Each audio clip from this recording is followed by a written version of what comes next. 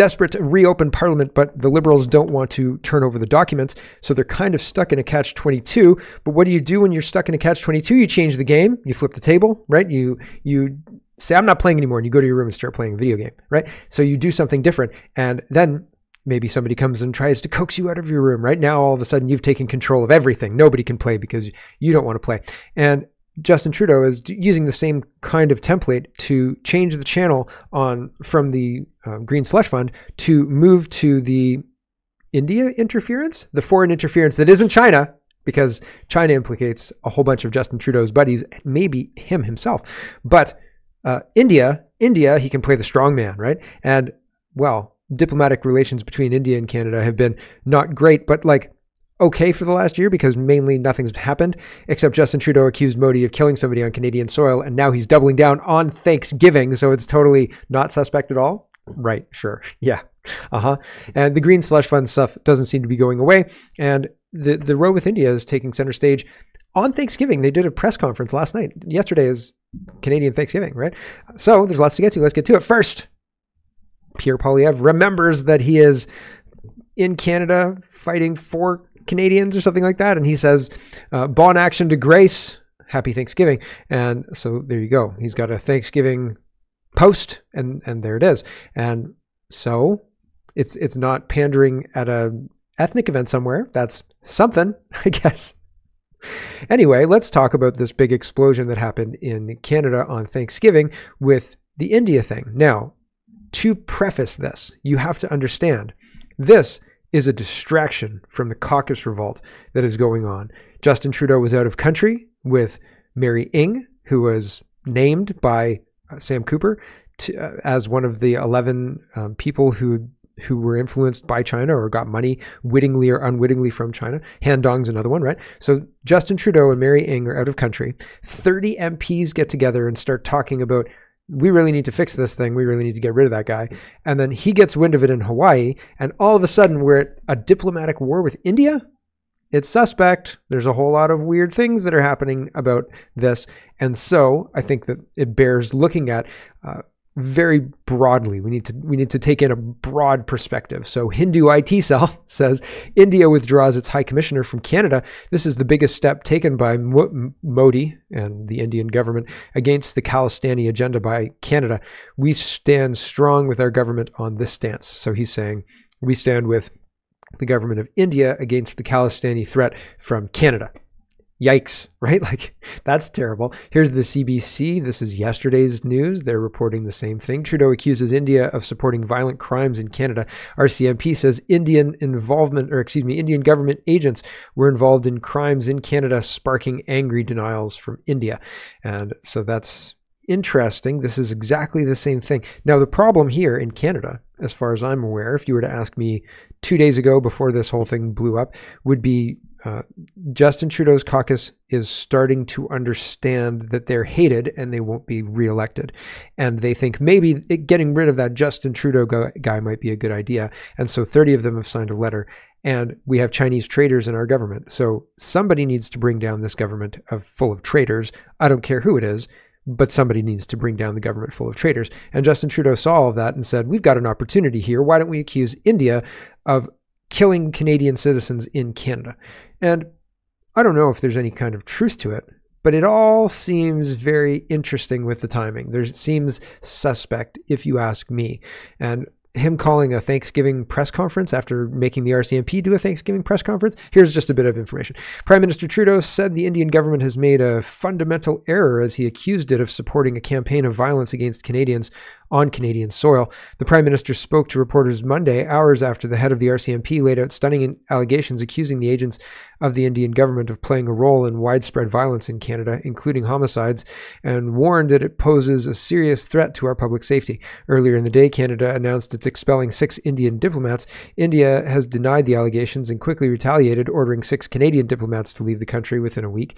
I think it's obvious that the government of India made a fundamental error in thinking that they could engage in supporting criminal activity against Canadians here on Canadian soil, whether it be murders or extortion or other violent acts. It's absolutely unacceptable, Trudeau said during a Thanksgiving Monday news conference. The extortion seems like it's coming out of the Gurdwaras, and the people doing the extortion I think, are known criminals in India. Like, I think people are talking, the person who was killed was known to the Indian government as a prominent figure in the Khalistani movement and like was labeled a criminal. And I'm not saying that ergo they should be able to kill him. That's not it. Criminals tend to get into fights with other criminals and like things happen, you know, like I'm watching Tulsa King and sure, it's fiction, but like one guy was planning to kill another guy. The other guy got wind of it and killed him before he could kill him. Right. And like criminal activity is criminal activity. Is that the Italian government acting through Rocky? I don't know. I don't think so. Tulsa King, right? It's Sylvester Stallone. So like it's fiction again, but the principles apply. Criminals and criminal behavior and people who engage in criminal behavior attract criminals and criminal behavior. And so if the person was a criminal in India, maybe he was, maybe he wasn't. I'm not making judgments or anything to that effect. But that's what they're saying. He was a terrorist. He was a criminal. He was pushing for this Khalistani thing. I've seen Mocha's reporting. I've seen Khalistani people brandishing swords. I've seen Khalistani people out agitating for their own state. All sorts of things, right? So it seems it tracks for me that this person might get into trouble here. Maybe the trouble he gets into might touch on other Indian people who might be connected to the consulate, et cetera, et cetera. I don't think that an agent of the Indian government is going around pulling triggers and killing people in Canada. If that's true, what kind of evidence do they have? When they're asked about the evidence, oh, don't you worry, it's in front of the courts. We can't talk about it, right? Of course. So it's bullshit, right? It just seems like, okay, in the absence of you being able to back up what you're saying with evidence, it's bullshit. I can't believe you. Like, even though we're in a situation where the Canadian, like he's acted on this and we have to trust him because he's acting on our behalf, but we haven't seen anything. I haven't seen anything. I don't trust him. He's a liar as far as I'm concerned. Let's talk about the Chinese infiltration in Canada. Hey, here's a 6-minute press conference. We're going to listen to the first 2 minutes. The whole 6 minutes is probably worthwhile. These two cackling hyenas behind Trudeau. And I mean, like, it is embarrassing that this is our government. It is like, that's probably, the language is not strong enough. Embarrassing is not a strong enough word, but these people are destroying our relationships on the international stage. Like, that's not good. Okay. Here's Justin Trudeau talking about the India stuff. Here we go. It's too fast and it's too quiet and all the rest. Jeepers creepers.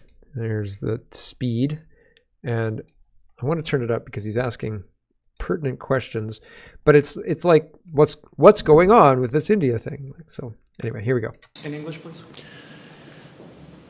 I think it is obvious that the government of India made a fundamental error in thinking that they could engage in supporting criminal activity against Canadians here on Canadian soil, whether it be murders or extortion or other violent acts.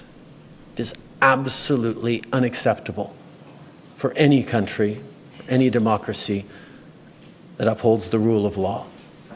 That is why we have taken such significant measures, why the RCMP chose to come out today and disrupt the pattern of Indian diplomats collecting through questionable and illegal means information on Canadian citizens that were then fed to criminal organizations that would then take violent actions from extortion to murder against Canadians.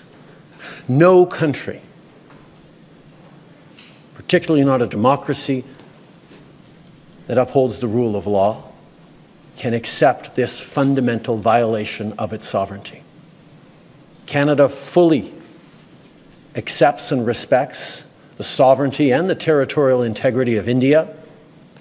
We expect India to do the same. In this case, they did not. Next question. Tonda McCharles, Toronto Star. I'd like them to prove it. I'd like them to show what they've got. Here's the end part where he's saying, like, we wish this wasn't so, and the killing of Canadians on Canadian soil is intolerable. Here it is. Nijjar's killing, the killing of a Canadian on Canadian soil last summer, our first choice, our first actions were to reach out, yes, to our Five Eyes partners, but also to the government of India to say, we know this has happened.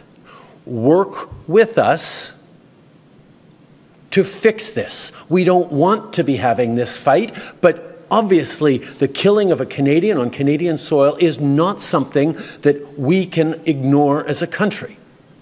So every step of the way, we have apprised India of what we know. I've spoken directly with Prime Minister Modi. We have engaged with intelligence counterparts. And unfortunately, every step of the way, both after I made the statement in the House of Commons last September and till now, the response of the Indian government has been to deny, to obfuscate, to attack me personally and the integrity of the Government of Canada and its officials and its police agencies. I was supposed to be bringing myself back onto the thing here. The whole thing is underpinned by what they know. And I don't know what they know. And it better be a slam dunk. Like, we have video of a guy leaving, of this specific diplomat leaving the Indian consulate with a knife and like going and finding Najjar and getting him, or whatever he had, like got him however he died, I can't remember. But you know, we've got him dead to rights, right? Like, it's got to be an absolute slam dunk. And it doesn't sound like it's an absolute slam dunk because they're saying, you've got to help us prosecute this. What? Like, the whole thing seems like a big distraction. And actually, Ryan Gerritsen, Bradley says it's a distraction. Andy Lee says, I believe the RCMP. The question is, why is India going to extreme measures in the first place? They obviously have no trust or confidence in this government to deal with our rampant terrorism problem. Yes. Yeah. But at the same time, like, I believe that there's stuff going on when the RCMP says there's stuff going on. They said there's stuff going on with China, and I believe that.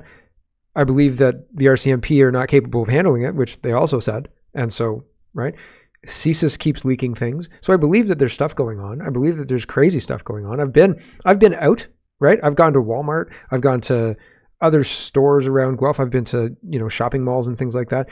I've seen the changes in the society and things like that. So like, I can see there's things going on and things changing in this country. It's not like it used to be. I can see that. But it seems like the government of Canada is doing their best to change it at a faster pace. They're not trying to protect or conserve anything at all. They're trying to wholesale import a replacement population. And they're using government incentives like wage replacement to do it. Like, we're paying for our own replacement. We're the reason that there are government programs that subsidize wages for specific groups of people and not white people. So that's weird, right? That's weird. These guys are, so this is Dominic LeBlanc and Mel Jolie at the same press conference I just showed you. And they're asked a question and it's unintelligible. I don't know what the question is, but everybody's guffawing away. Happy Thanksgiving. Isn't this funny? We're starting a diplomatic war with India. Ho, ho, ho. Ha, ha, ha. Here we go. Minister of Public Safety, nor, you know, the head of the commission. That's not cool. Because I won't answer it either. No, but the reality is that's a question you should be asking the RCMP. But what I said, though, in front of the inquiry, the public inquiry on foreign interference, is that there were clear preoccupations regarding the fact that there was agents of the Indian government that were involved in fighting the Minister of Public. And still, I'm going to need all of their evidence, like all of their evidence. Here's Eva Chipik. She's responding to YG Wave, and RCMP accused Indian officials of being involved in homicides and violence in Canada, warning they pose a significant threat to public safety. And Eva says, how long do you think it's been going on and how many people knew and did nothing? And Warren says they're desperate to reopen Parliament, but loath to provide the documents to the RCMP. This is their Hail Mary to that end. I don't think it's going to work. People are too skeptical. I don't think it's going to work. Ryan says, textbook example of creating a crisis to keep the heat off himself. All of this just happens to go down a day after he arrives home and on Thanksgiving. Please. No, says Trudeau was asked just now about the Caucus Revolt seeking to oust him.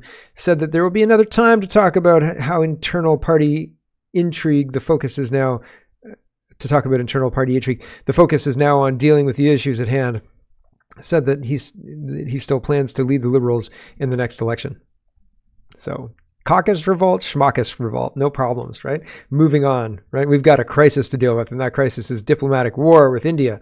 Amazing Zoltan says Trudeau has accused the Indian government of killing Canadian citizens, disrupting Canadian sovereignty, and being a threat to public safety. The only evidence provided so far is, trust me, bro. And the Buckwell says India is a distraction. Reigniting tension with India is nothing more than Trudeau using his media to distract Canadians from his trouble and scandals. Remember, his own government wants him to resign. There are 11 traitors sitting as MPs, and he has to testify on Wednesday. Things are not good in Trudeau world, so he's creating an international distraction. I think that's accurate, 100% accurate.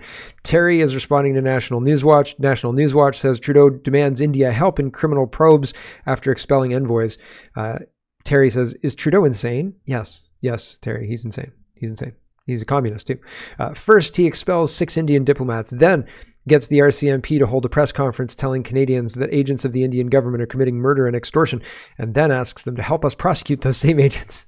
Does he honestly expect Modi to help? It's like having like a list, right? And then you've got suspicions, and then you act on those suspicions, and then you go and ask the representative of all the people you just acted against to help you, finish that whole thing and make sure that your evidence is right. It seems like we're doing all of this in the wrong order. If this was Matlock or a Law and Order episode, the DA would be trying to prosecute before the guys had made the arrest, right? Before the uniformed officer even made the arrest. They're doing it in the wrong order, it seems. And again, if they're not releasing, if they don't have confidence enough in their evidence to release it or to inform people what it is, how can you believe it? I can't believe it, right? After everything they've said, climate change is real. Look at this lovely lady who's 6.5 feet tall, right? And sounds quite like a man. And oh yes, has a beard, right? Why don't you want this lovely lady reading to your 4-year-old, right? Oh, right. These people are the ones we're supposed to trust? No, I don't think so. Laurie says, if the Trudeau government had taken foreign interference by China as seriously as it's now taking foreign interference by India, maybe we wouldn't have been a sitting duck for foreign interference by China, Russia, India, and Iran that clearly went beyond the 2019 and 2021 elections. Yes, indeed. So these people know what they're doing. These people are playing us, and we're going along with it like we don't have a choice. We absolutely have a choice. We don't have to listen to these nonsense people. We don't. Kirk says, answer me this. Canada has Chinese police stations operating, threatening Canadian citizens and spying on Canada, but the RCMP won't even comment on it anymore because they said there's nothing we can do about it. They're too entrenched. The money laundering is too good. If we do something about one money laundering operation, 3 more will pop up, and we can't do anything about that. Also, we're getting kickbacks. The last one is just my speculation, but fits. Anyway, we have an incredible amount of evidence of CCP-related criminal activity in Canada and foreign interference, and Justin Trudeau's being the strongman against Modi, right? All in all, we have much more credible evidence against China's nefarious affairs in Canada than against India, yet Chinese diplomats are never targeted by the RCMP. You know why. He says, why? I know why. You know why. He knows why too. Here's Brittany. She says, there you have it. It's before the courts, so we can't know any details. Keep in mind, these cases take years in Canada. Years. It'll be the Nova Scotia shooting investigation all over again. Maybe they'll trot out Lucky just to rub our faces in it, right? Here's Trudeau talking about the... it's the right speed. Here we go. Tonda McCharles, Toronto Star. Sir, given the magnitude of the diplomatic disruption that's happened now, I wonder if you can give us some clarity, because while I think I'm trying to read into what you're saying, that these 6 diplomats were sharing information with others. Are those others, the criminal organizations, the so-called agents of India, or are you saying the actual diplomats and consular officials were actively involved in the events? And one other clarity, if you could provide in terms of the time frame you're talking about. Is it over the last 4 weeks? Is it since the last 2 years? Just some clarity on those 2 things. This is from the 6 minutes that I just showed you, and I may have actually shown this bit as well. But I wanted to point out, he doesn't give the timeframes. He doesn't give anything. He pivots, and he just talks about the things that he wants to talk about, and he doesn't address any of her good questions. The questions were pretty good. if I were the press people covering this, I'd be pissed that he called this conference because it's nothing new. Like, this is nothing new. This is stuff we've known for a long time. Nijar today? Oh yeah, Thanksgiving. This is a really, really important time to pick a fight with India. Come on. Are you kidding me? People in India are talking about, I think this is Indian news. Ryan says, this report tears Trudeau apart. It gives quite the perspective from what India's views on Trudeau is. He is harboring terrorists and extremists in Canada due to how easy the pathway to citizenship is. So here we go. We have activist Ramneek Singh Mann joining us on the phone line. Mr. Mann, what do you make of this? You know, allegations leveled by Canada against High Commissioner Sanjay Kumar Verma, India rejecting all of those allegations and also calling out Trudeau government and its vote bank politics. Furthermore, saying that the Trudeau government has consciously provided space to violent extremists and terrorists to harass, threaten and intimidate Indian diplomats and community leaders in Canada. Well, when you have, murderers, you have criminals of this country as honorable citizens of a different nation, that speaks volumes of the priorities and preferences that the administration in Canada has, number one. Number two, well, the allegations that the Canadian government has been making against the Indian establishment, the Indian diplomatic staff in Canada, are preposterous. I mean, they are absolutely baseless, and they are actually putting the lives of our diplomats in their country in danger, which is against the the set standards, number one. Number two. Number three is, you see, diplomatic relations are based on reciprocity. We'll just leave it there. 6 minutes. You can check it out. Links in the description. It's interesting. People are not happy about what's going on. And again, I think that we're being played. I don't think that this whole fight is genuine from Canada's side. I think India is pissed, and I think they probably have a right to be, because as pissed as I am at Justin Trudeau and this ridiculous government, right? Other governments are like, listen, he was just saying it, reciprocity, right? You can't behave like that and expect other people to treat you kindly, right? Like, so the whole thing is absolutely ridiculous. Here is Justin Trudeau's Ego, which is a parody account. And he says, after declaring diplomatic war on India, a reporter asked me about the Liberal MPs demanding my resignation. I ran away. The last thing I said was, Canadians should focus on that. They should focus on India because this crisis is manufactured to save me politically. Yep, I agree with the parody account. Here is Marco, and he's sharing the CBC News article that I started with here. He says, Chinese spies and their agents in Parliament roam our streets freely. But Justin Trudeau's focusing on this India thing. It seems like it's made up. John Ivison says, how the heck is Canada in a diplomatic war with India, which should be a democratic ally? New Delhi accuses the Trudeau government of anti-Indian separatist agenda and is threatening further steps against Canada. The Biden administration has dealt with similar concerns. Yeah, and Wayne says it's a distraction from the Green Slush Fund scandal. Yep. So if you take one thing away from this whole India thing, two things. One, it's a distraction from the Green Slush Fund and Justin Trudeau's troubles. And two, everybody hates Justin Trudeau. Everybody hates him. Everybody. Okay. Moving on, let's talk about the election. Globe and Mail says BC Conservatives would remove sexual orientation, gender identity teaching resources from schools, the party says. So that's interesting. And I've heard that before. So fingers crossed. Doug Ford, right? What happened, Doug Ford? Do you think the Ontario people would actually vote for a Conservative party if a Conservative party said, listen, we're going to take away taxes on energy and food. We're going to stop this sexualizing of our children and give control of education back to parents and take it away from the teachers. And in fact, we're going to fire all of the teachers, and every single one of them is going to have to interview with a board of parental trustees at their school. Yay. I think that people would love it. I would love it. I would love it. I would vote as many times from mail-in ballots as I could. Anyway, John Rustad angling to get the parents' vote. And if he can pull it off, great. There are people, I was watching a YouTuber, my kids like certain YouTubers, and I have a whitelist, right? So a YouTuber I had whitelisted that said, like he puts pretty good content out. It's Harry Potter. So this guy's doing Harry Potter stop. Who's the tallest Harry Potter character? I mean, honestly, if I spent 10 minutes doing who's the tallest Harry Potter character, who's redheaded Harry Potter characters, I would have millions of YouTube dollars. Instead, I'm focused entirely on politics. I digress. This guy, Harry Potter content, and he started sharing transgender nonsense. He was like, oh, this kid in Hogwarts was a transgender kid, and they felt really upset because they were being bullied. I was like, turn it off. My kids, as soon as I say that, they know. They're like, oh shit. So, but number one, I was like, does this guy not know J.K. Rowling's position on this whole thing? And number two, there were no transgender students at Hogwarts because that doesn't exist, right? Transgenderism only exists in your abuser's mind. Sorry, kids. And so, long story short, these people are trying to infiltrate everywhere and everything by demanding even people who put like half decent content together include this crap everywhere. Like I'm sure there was a YouTube thing saying, you don't mention transgender people enough. Because not that YouTube ever demanded anything of me. They just demonetized me when I talked about things they didn't like. However, I wouldn't be surprised if their tactics have evolved since then. Anyway, what do you think of Restad's promise? Do you think that he would actually follow through with what he said? Doug Ford promised the same thing and has been worst, like one of the worst premiers in my living memory. I couldn't tell you a good premier, unfortunately. I don't think we've had one in Ontario.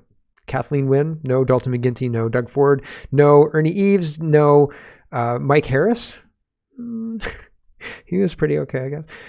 Before that, I was too young. But all of these people, Dalton McGuinty, when I was old enough to vote, I was very excited. I like politics, right? I've been a politics geek for my whole life. As long as I can remember, I've been interested in politics. I remember asking people when I was about 10 years old, what's right wing and left wing? What does that mean? Anyway, I digress. I was excited to vote. And I can't remember. I guess it was Ernie Eves who was against Dalton McGuinty. And Dalton McGuinty said, no new taxes. Ernie Eves took over for Mike Harris. And Ernie Eves was basically said, I'm going to keep doing what I'm doing. And I was an idiot kid. And Dalton McGuinty said, I'm going to fix healthcare and no new healthcare taxes. I think there was some kind of healthcare something coming in. And Ernie Eves said, we can't afford healthcare. I need to bring in a tax to fix that.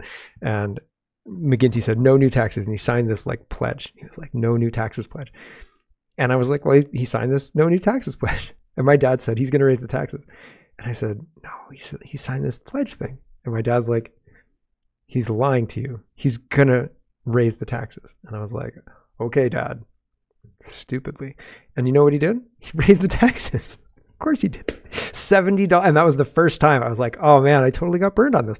And it was a levy, the health levy, right? It was a $70 health levy. And I mean, not that I couldn't believe it, but I was like, man, experience is the best teacher. Because I didn't believe my dad. So anyway, experience being the best teacher with Doug Ford as my model. I don't know if Restad's going to be able to do it because Doug Ford said he was going to, and he just didn't. He didn't, and he doesn't care. He doesn't care. Kim says BC Conservatives unveil education policy plan 6 days before October 19th election. The plan includes reinstating provincial exams for grade 10s and 12s, restoring letter grades from grade 4 to 9, and ending SOGI 1, 2, 3 gender ideology content. If he can do that, I'll be shit shocked. And I'll be happy. But then how do you get Ontario voters to vote for that, right? You need a vehicle. They need a vehicle. You need a political party that's going to say that. Anybody want to be the financial officer? Anybody want to run? 124. That's all we need. Jamie says Ontario though, right? So message me. Let's talk about it. Jamie says, hey, British Columbia, now that we're on the topic of opening more poison distribution centers in our province, what do you think about expanding more of these government-funded drug dens in Williams Lake? Yes or no? So they're trying to open up more drug sites, and there's a battle going on about that. I'll be interested to see if Restad can shut that down. If anybody's going to shut it down, it seems crazy to import people and give Canadians drugs while we import a productive group of people who will do work while Canadians do fentanyl that's given out by the government. Weird, right? Seems like an attack. Seems like something the government shouldn't be engaging in, if you ask me. Here is Katie, and she says, BC NDP leader Eby has issued a statement on the news of the involvement of the Indian government in criminal activity targeting British Columbians. I think it's just desperate. I think they're absolutely just desperate. And that's it. You know what I mean? I don't think that there's anything, not that there's nothing to this, but now they're interested. Now they're realizing that there's Indian issues and problems with all of this violence and terrorism. Now, all of a sudden on Thanksgiving, yeah, give me a break. Come on. Somebody's made a call. As usual, we've got our grab bag of governance. So moving on, Laurie Goldstein says, news from abroad. This is shocking, right? If you know liberals, though, they're always, the stench of corruption follows them, right? And Mark Carney, his yellow teeth, that stench is extra gross. Laurie says, news from abroad, Labour advisor Mark Carney lobbied Reeves for heat pump subsidies. Ooh, former Bank of England Governor Mark Carney lobbied ministers to relax rules on heat pump subsidies to benefit the asset management business he chairs. It's been claimed. Goodness. So this is the scandal I talked about yesterday. I didn't give it much color. I hadn't read about it yet. I didn't know what he was accused of. I just knew that he was pushing for his heat pumps, or the heat pumps, to benefit his company. Apparently he partnered with specific companies that could make that happen. And yeah, Mr. Carney, a Labour advisor who has helped Rachel Reeves with the creation of a national wealth fund, raised the idea of changing the cash for heat pump installation scheme with the Chancellor, according to Richard Harpen. This is in the UK, I believe. Mr. Harpen is the founder and former chief executive of HomeServe. Now it's the chairman. The plumbing and heating company was bought by Brookfield Asset Management, which is chaired by Mr. Carney, for £4.1 billion in 2022. Discussions with Ms. Reeves are said to have revolved around changes to the government's $450 million boiler upgrade scheme so that companies could claim taxpayer subsidies to install heat pumps in homes. Such a change would benefit HomeServe, which specializes in home plumbing and heating cover for homes plus boiler installations. Bought it back in 2022, eh? I wonder if they get an early heads up about what's coming. This heat pump company might be a good investment. Holly Doan is reporting Employment Minister Randy Balsamo on Saturday approved a pre-election cut in employment insurance premiums. So they're taking away EI from people. These kind of things are unpopular, but they do them when people are busy, like on Thanksgiving. You see, right? They do this kind of stuff. It makes the news. You don't listen to the news because it's Thanksgiving. And then all of a sudden you're like, why is my EI premium down? And then because not everybody uses EI, right? Like the percentage of the population that uses EI is much less than the percentage that votes, let's just say, right? We're talking 30% votes and like 5% use EI, roughly 5-6%. What's the unemployment rate? 5%, 6%. So if you can slip this through without alerting the general public, the populace, then 5% find out because they're like, what the hell's going on with my EI? And then they tell their friends, 6%, being generous, right? And you don't have an electoral problem, right? Interesting. Hello, everyone. Thanks very much for watching. This is just a short version of a longer show. If you'd like to get the whole show, you can go over to CanadaPoly.com and sign up for a subscription.